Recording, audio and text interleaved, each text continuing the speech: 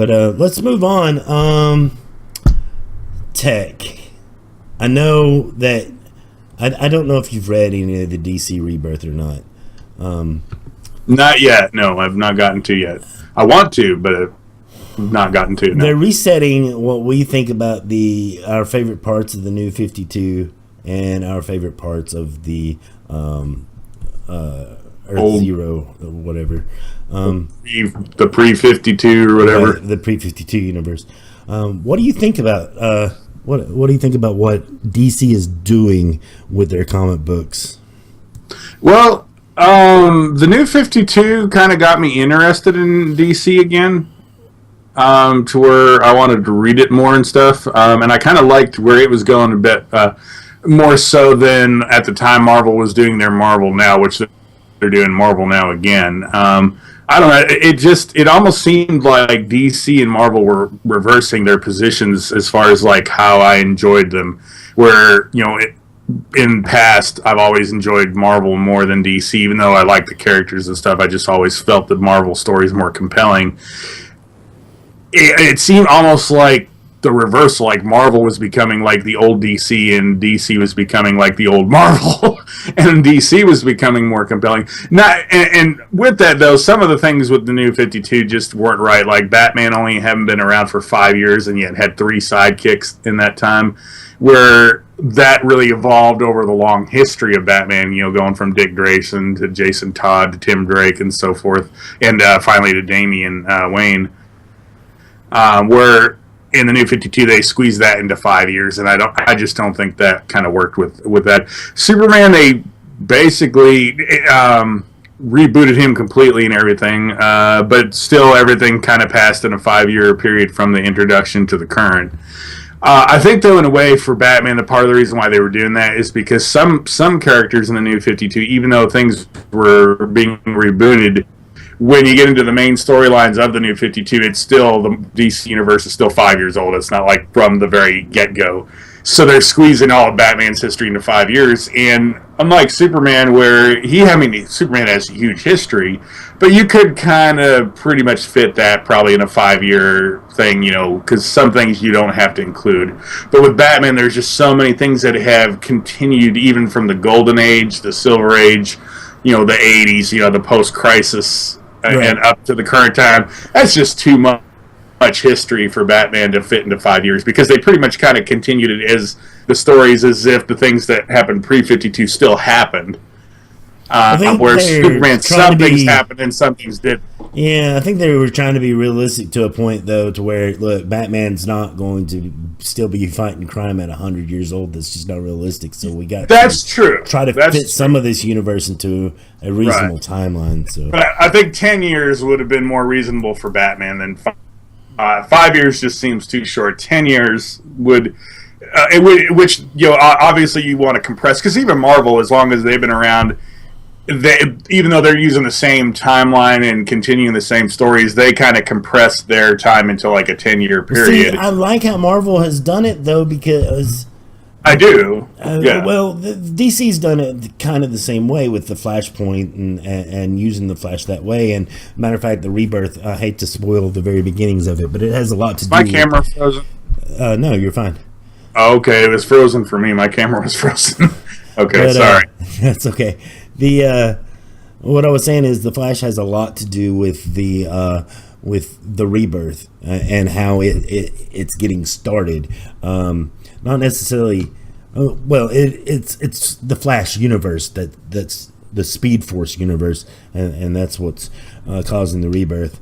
And I'm not going to spoil which also more pretty than much that, did the New 52 at the Flashpoint. It's Flash and Wally, the Kid Flash. Wally West, yeah. Wally West. So him coming back after everybody's thinking he's dead and forgotten him. That's how the Rebirth is starting. And him getting people to remember him is starting to change the universe. And Marvel's done a lot of things in the past. It's kind of similar, with the Infinity Wars and things like that. That's rebooted Secret the entire Wars. Universe and right. But without rebooting it, reboot it without actually rebooting it. Yeah, so or they've always used time paradox. Both sides are guilty of this. We're going to use a time paradox to kind of reboot the timeline to where we don't have to discount everything that's happened in the past, but we can go on telling our same story without making everybody a cajillion years old. And also without having a lot of baggage from before too. Right. Well, DC has been kind of the same way, because they explain like the Golden Age differences from the Silver Age as being two different Earths. Okay, simple explanation. The Golden Age, that's one Earth. Silver Age, that's another Earth. Then in the 80s, they had the Crisis on Infinite Earths, which kind of like led to a sort of another rebirth, but not everything rebooted. A lot of things still just continued as they were. Superman started over then like he did in the New 52. Batman really didn't change much. I mean, they did change a few things, but they kind of explained the changes later, because like pre-Crisis on Infinite Earths, Jason Todd was actually a circus performer just like Dick Grayson was. After the Crisis, Batman ran into Jason Todd by finding him trying to like steal the tires off the Batmobile, and it was totally different. So, and they actually had to retell how Batman met Jason Todd after Crisis, because it was really different from how Jason Todd was before the Crisis. Right. So there were some things different, but some things remained the same, to where they could still kind of continue the same storylines that were going on, but reflect back on the past and show you how some things are different. Well, let me ask you a question. And in the New 52, it's the same a lot of way. Well, let me ask you a question. When do we just get to forget timelines, forget all the baggage that comes, and just tell... I want to hear just a good Batman story, or a good Superman story, or a good Superman and Batman story, a good Justice League story. When do I get a good X-Men story? Why does it have to be tied to this? When can we just forget continuity and tell good stories? Are we ever going to get to that point? Because I would love to eventually get to that point. I don't know if you would or not. Well, here's the thing. A lot more graphic novel where you drop in and you can drop out. You don't have to keep up with it for 10 years to know what's going on. Yeah, I mean, in a way, that's good, I guess, for some people, and especially that's probably good for like me now. It wouldn't have been good for me back in the day when I was always into comics and I kept up with everything, because that's one of the things I loved about comic books and kept me going, was the ongoing continue. In fact, we've talked about that before. I just loved the continuing storylines, and that's where you kind of get to where you have to maintain an ongoing continuity, because if you are having long-term stories that just aren't just like one issue or a few issues that can go on for years, because I loved that stuff. And I don't know about how you were back in those days, but I loved that back then. Nowadays, because I'm not able to keep up with them like I used to, I would kind of, the graphic novel jump in, jump out would be kind of a better thing, because maybe I can't buy every issue, but like, yeah, hey, I want to buy this graphic novel, read it, have a complete story, don't have to worry about connections to other things, like you said. So maybe they should have both options, because I'm sure there are people who still do keep up, and they would like a continuing, ongoing storyline. You don't want because I know whenever they tried to do it when I was still keeping up with comics, like back in the 90s, like with Spider-Man, they tried to do that and not worry about continuity. I kind of got bored and I stopped buying it, because when things didn't matter for a long period of time and it was just this, and it kind of didn't matter if you bought every issue and stuff like that. And that was kind of after the Clone Saga, which I loved the Clone Saga because it was so massive. It went on for so long and everything. Some people hated it, but I loved it. But once the Clone Saga ended, they stopped trying to do like long stories and do... That's what I'm saying. Why can't they... And then I got bored and stopped buying them.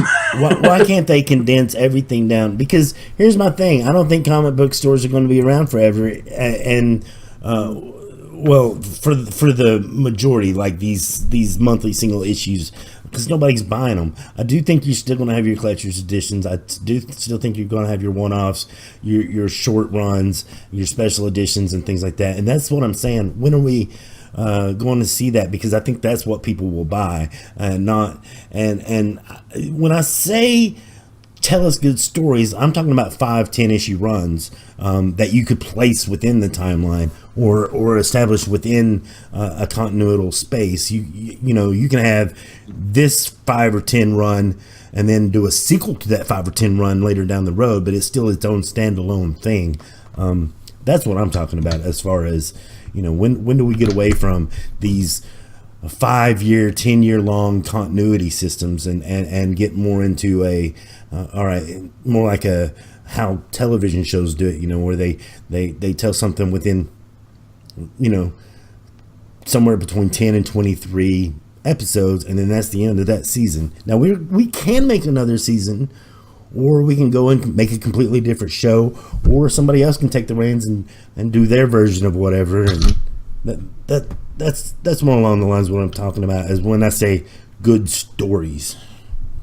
They don't necessarily have to be single issue things or just a few issues. They could run for maybe a year and then kind of go on from there. I mean, I get you there. But one of the things, too, about Marvel back in the day, too, versus DC is that DC maybe did sometimes do like a long story, but nothing really changed. Everything was always the same at the beginning and at the end, the status quo.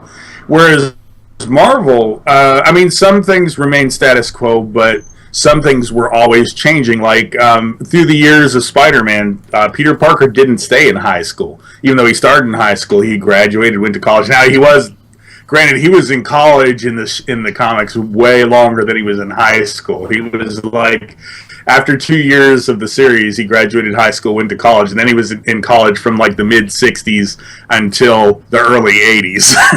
So he was like in college longer than any college student you ever heard of. But he was like a career college student. But things changed, eventually, even during that time, other things changed that affect. They just kind of compressed that time. That's why that long period of time, really, in Spider-Man's time, only was probably like a few years. But still, they things changed that would matter, that would affect things for years to come. And I know that's where the baggage and the stuff comes along, but at the same time, that's what made Marvel interesting. Whereas DC back in those days, something happened, you had a big story for a few issues, it didn't matter 10 years later or 5 years later, right. So well, I think it's a sign of the times, and Marvel it did. Yeah, I think it's a sign of the times. Like, that worked back then, it doesn't work now. There's less people reading comic books, there's less people that have time to read comic books. Right. Like I said, I think that, and that's where I get into where now comic books, that would be easier for me than I couldn't get into. Nowadays, I just wouldn't have the time to follow everything like I did back then. Well, so you're right. That's kind because of the kids aren't reading them either. They're going to the Marvel movies. The movies is their comic book now. I mean, the cinematic universes. So, and I think video games, in a way, has replaced comic books in a lot of ways. Absolutely. So I know, even for me, because I find it's hard. I prefer, if I can only make time for either comic books or video games, I kind of grab it. Yeah. I pick the video, and the same with TV and movies. I probably play video games more than I watch TV and movies. In my spare time to actually do, things like that, because I don't know, video games are more interactive. They stimulate your mind more than just sitting there watching TV. Yeah, I like to watch TV. That's a topic for another day. That's a topic. We might get into that next week. We're running out of time today. Yeah, but, we need to get going. Final thoughts. Will we get to that point where maybe it is more of a 10-issue run, single issue one-offs, and special graphic stories? Novel only. Right. You think so? You think that's the way we're heading, even with digital comics in place? Possibly, because remember when it used to be a big deal for a comic series to like reach issue 300, 400, 500. Now they don't. Now they reboot them every time, so there's none of that long running series stuff like there used to be back in the day. I remember when the Incredible Hulk number 300 came out, I was like so excited about it. It's number 300, but it's not like that anymore. I mean, occasionally they would have a special issue. This is the 600, and they'd go back to the old number and temporarily. Then they'd start over from number 1 again and everything. They're already doing a reboot every 5-10 years. Why not let different storytellers and artists do their own takes on these universes instead of worrying about the reboots every so often? Right, exactly. But anyway, guys, thank you, Tech Gladiator, for hanging out with me this week. And thank you guys who are watching on the YouTube for hanging out with us as well. We will be back next week. Let me know what you guys think about almost everyday content. There might be a one day here and there that nothing goes up, but for the most part, we've gone to everyday content here. Tech's fixing to start a new series. You want to tell them about that really quick, Tech? I'm starting working on a series on doing tutorials, learning the Skyrim creation kit. If you're interested in making your own Skyrim mods, we're going to be doing tutorials how to use that tool. So there you go, guys. And don't forget to follow Tech over at Twitch and Twitter. I will put that down below him when I'm editing here. But also follow me over at Twitter at StandoTV and on my Twitch as well. Anyway, until next time, guys, thank you so much for watching. Don't forget to rate, comment, and subscribe on this videos. On this series of videos. I can't say that after each section of the thing. But anyway, guys, thank you so much for watching. Have a good one.